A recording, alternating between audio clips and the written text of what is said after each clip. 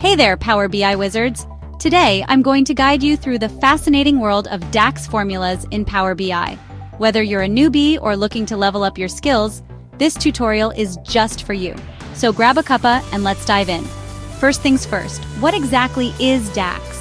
DAX stands for Data Analysis Expressions.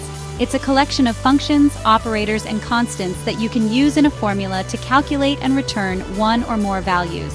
Think of it as the secret sauce that brings your Power BI reports to life. To kick things off, open up your Power BI desktop. Got it? Great! Let's start with a basic example.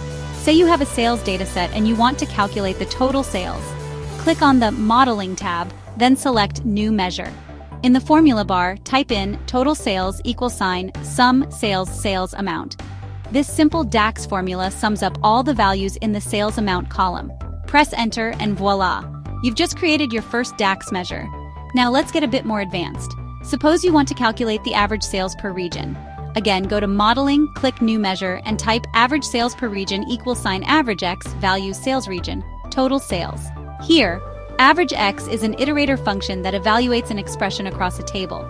In this case, it's calculating the average sales for each region. Feeling confident? Let's add a twist with a time intelligence function. If you want to calculate the sales growth compared to the previous year, you'd write sales growth YoY = calculate, total sales, same period last year sales date. The calculate function modifies the context in which data is evaluated, and same period last year helps to compare the same period in the previous year. Pretty cool, right? One last tip before I let you go. Always remember to validate your DAX formulas. You can do this by using the data view to ensure your calculations make sense. Trust me, it saves a lot of headaches down the road. That's it for today's DAX deep dive. I hope you found this tutorial helpful, and now feel more confident creating your own DAX formulas in Power BI. If you liked this video, don't forget to hit that like button and subscribe for more awesome Power BI tips.